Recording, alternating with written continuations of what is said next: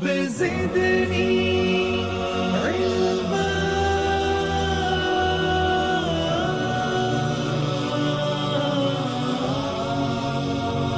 رب زدني علما ألف لام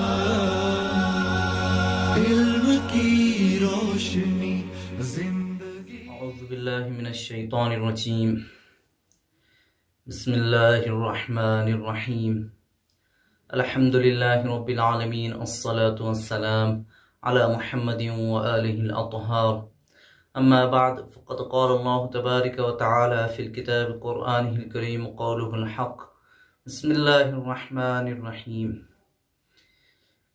ان هذا القرآن يهدي للتي هي اقوم۔ معزز ناظرین کرام، السلام علیکم ورحمۃ اللہ وبرکاتہ۔ تقریباً جو ہمارے قواعد تجوید کے حوالے سے دروس جو تھے وہ تمام ہو گئے ہیں، یعنی جو اہم بحثیں تھیں، جو مین باتیں تھیں تجوید کے حوالے سے، وہ میں نے آپ کے سامنے پیش کی۔ دیگر کچھ قواعد رہتے ہیں تجوید کے حوالے سے جو کہ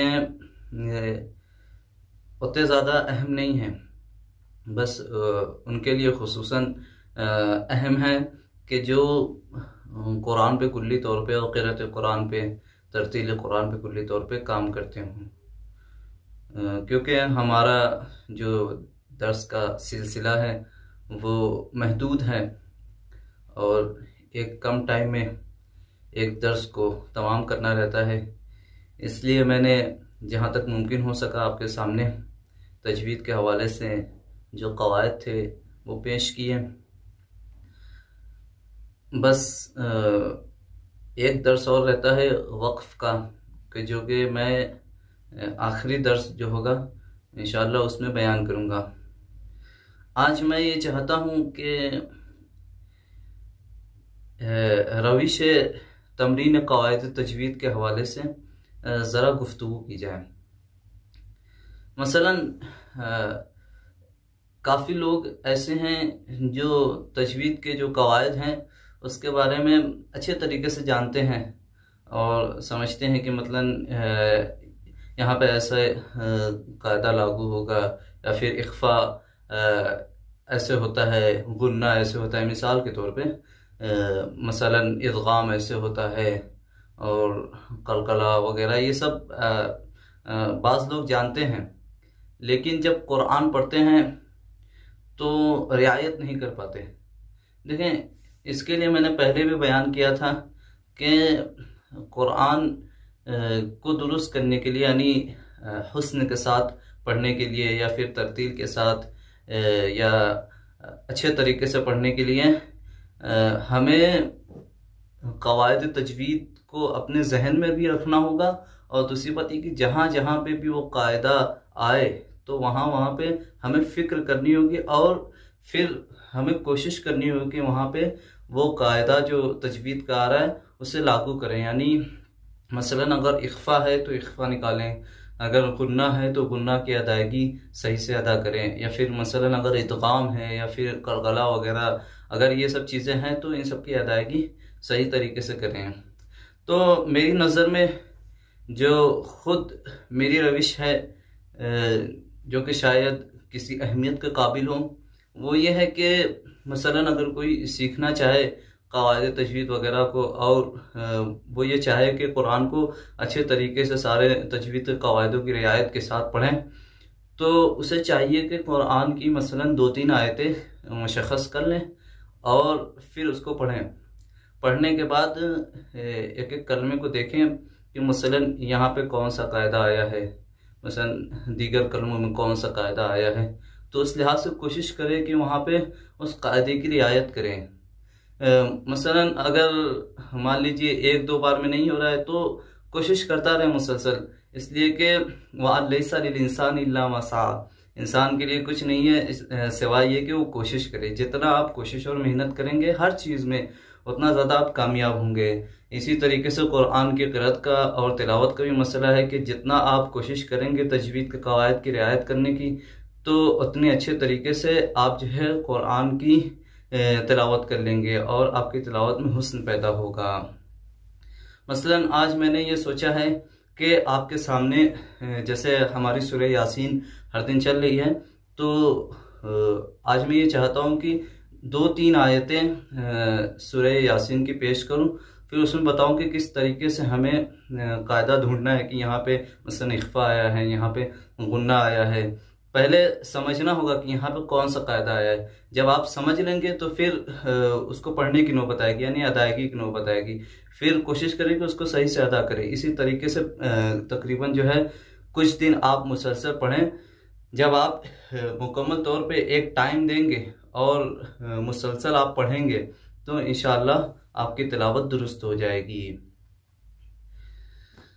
مثلا میں آپ کے سامنے آج کچھ آیات پیش کروں گا اور اس میں بتاؤں گا کہ کیسے تشخیص کی جائے گی قواعد کی. اعوذ باللہ من الشیطان الرجیم، بسم اللہ الرحمن الرحیم. ألم أعهد إليكم يا بني آدم ألا تعبدوا الشيطان إنه لكم عدو مبين. قرآن کو آپ اپنے سامنے رکھیں، قرآن کھولیں. میرے سامنے بھی قرآن رکھا ہوا ہے.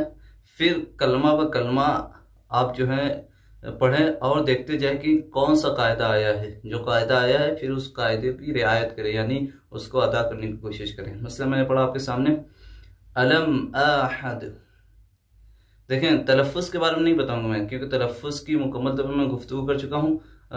اگر ہو سکے یعنی جو لوگ تمرین کرنا چاہے تو وہ آیت کو پڑھ کے تلفظ کی بھی ادائیگی کو صحیح کریں. یہ ایک یعنی الگ بات ہے، جیسا آپ کو بہتر لگے. میں یہاں پہ صرف قواعد کی جو ہے بحث کروں گا کہ مثلا یہ پوری جو آیت ہے اس میں کون سا قاعدہ آیا ہے، پھر اس کو کیسے پڑھا جائے گا. الم احد، الم احد. الم آپ نے دیکھا الم کے آخر میں میم ہے، اس کے فوراً بعد الف آیا ہے. تو میں نے کہا تھا کہ میم کے بعد جب بھی با کو چھوڑ کے، اس کے علاوہ اور نون کو چھوڑ کے، اس کے علاوہ جتنے حروف آئے وہاں پہ اظہار ہوتا ہے. تو یہاں پہ اظہار کریں گے کیونکہ میم کے بعد الف آیا ہے، تو یہاں پہ اظہار میم ساکن ہوگا. یاد رکھیے گا یہاں پہ کیونکہ میم ساکن ہے اس کے بعد الف آیا ہے تو یہاں پہ اظہار میم ساکن ہوگا. الم احد. اب پھر احد میں چلے آئیے. احد میں آپ نے دیکھا کہ ہاں کے بعد دال ہے اور دال پہ جو ہے ساکن ہے، تو یہاں پہ قلقلہ والا قاعدہ لاگو ہوگا کیونکہ بیچ میں ہے اور اکثر یہاں پہ جو ہے سانس نہیں ٹوٹے گی بلکہ جو ہے ملا کے پڑھا جائے گا، تو اس لیے یہاں پہ قلقلہ صغرا والا قاعدہ لاگو ہوگا. الم اعہد الیکم یا بنی. الیکم میں آپ نے دیکھا کہ آخر میں میم ہے، اس کے بعد یا آیا ہے، تو اس لیے یہاں پہ بھی اظہار میم ساکن ہوگا. الیکم یا بنی آدم. یا بنی آدمہ میں یا آیا ہے جو کہ حروف مدی میں سے ہے. اس کے بعد آدمہ کے شروع میں جو ہے حمزہ آیا ہے جو کہ سبب مد ہے، تو اس لیے یہاں پہ مد منفصل والا قاعدہ یعنی چھوٹے مد والا قاعدہ لاگو ہوگا، رائج ہوگا. یا بنی آدم یعنی یہاں پہ زیادہ نہیں کھینچیں گے بلکہ تقریباً 2 یا 3 یا 4 یا 5 حرکت کے برابر کھینچا جائے گا. یا بنی آدم اللہ تعبد. اللہ آپ نے دیکھا الف ہے، ان میں الف ہے، پھر نون آیا ہے، نون جو کہ ساکن ہے، اس کے بعد لام آیا ہے. تو نون ساکن آپ نے دیکھا تو فوراً آپ اپنے ذہن میں لائیے کہ یہاں پہ نون ساکن والا قاعدہ آئے گا. تو نون ساکن والا قاعدہ آپ اپنے ذہن میں لائے، پھر دیکھیں کہ یعنی نون ساکن کے بعد کون سا لفظ آیا ہے. تو یہاں پہ نون ساکن کے بعد لام آیا ہے، تو یہاں پہ ادغام والا قاعدہ لاگو ہوگا، لیکن ادغام بلا غنہ ہوگا، یعنی نون کو نہیں پڑھا جائے گا، الف کو ڈائریکٹ لام میں ملا دیں گے، آواز ہماری یعنی ہم جو ہے یہاں پہ کھینچیں گے نہیں، صرف جو ہے نون کو نہیں پڑھیں گے، الف کو لام میں ملا دیں گے. اللہ اللہ تعبدوا الشیطان.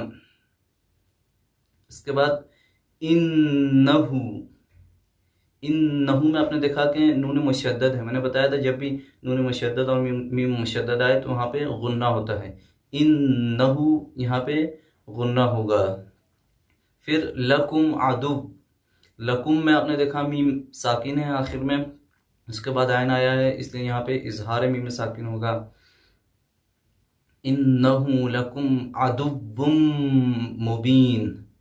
عدوم میں آپ نے دیکھا کہ واو پہ آخر میں تنوین ہے، تنوین کے بعد میم آیا ہے تو اس لیے یہاں پہ ادغام ہوگا، کیونکہ جب بھی تنوین اور نون ساکن کے بعد حروف یرملون میں سے کوئی حرف آئے تو وہاں پہ ادغام ہوتا ہے، اور یہاں پہ کیونکہ میم آئی ہے اس لیے یہاں پہ ادغام غنہ ہوگا. انہو لکم عدو مبین. یہ میں وہ چیزیں بتا رہا ہوں جو کہ میں آپ کو بتا چکا ہوں، یعنی درس ان چیزوں کے بارے میں ہمارا گزر چکا ہے، وہ چیزیں آپ کے سامنے میں پیش کر رہا ہوں. دوسری آیت مثلا وَأَنِ اعْبُدُونِي هَذَا صِرَاطٌ مُسْتَقِيمٌ. وَأَنِ اعْبُدُونِي هَذَا، وَأَنِ اعْبُدُونِي اس میں کوئی خاص قاعدہ نہیں ہے، بس تلفظ کیا ہمیں دھیان رکھنا ہوگا. اس کے بعد هذا صراط، آپ نے دیکھا صراط را کے اوپر الف آیا ہے تو یہاں پہ تفخیم والا قاعدہ لاگو ہوگا، یعنی را کو موٹا پڑھیں گے. صراطم، تم میں آپ نے دیکھا طا پہ جو ہے تنوین آئی ہے، اس کے بعد حروف یرملون میں سے میم آیا ہے اس لیے یہاں پہ ادغام ہوگا. صراط مستقیم. پھر اس کے بعد تیسری آیت وَلَقَدْ أَضَلَّ مِنْكُمْ جِبِلًّا كَثِيرًا أَفَلَمْ تَكُونُوا تَعْقِلُونَ. وَلَقَدْ، وَلَقَدْ میں دال آیا ہے آخر میں، اگر ہم یہاں پہ وقف نہیں کرتے ہیں ملاتے ہیں تو یہاں پہ قلقلہ صغرا ہوگا کیونکہ دال ساکن ہے. وَلَقَدْ أَضَلَّ مِنْكُمْ، منکم میں آپ نے دیکھا میم کے بعد نون آیا ہے، نون جو کہ ساکن ہے اور نون ساکن کے بعد کاف آیا ہے اور کاف حروف اخفا میں سے ہے اس لیے یہاں پہ اخفا والا قاعدہ آئے گا. منکم، اور اخفا کے بارے میں نے بتایا تھا کہ آواز ہماری کچھ دیر ایسا معلوم ہو کہ چھپ رہی ہے، گویا ناک میں یہ آواز ہماری چھپ رہی ہے اور تھوڑا کھینچ کے پڑھیں گے. منکم، منکم میں آخر میں میم آیا ہے اس کے بعد جیم آیا ہے اس لیے یہاں پہ میم پہ اظہار میم ساکن ہوگا.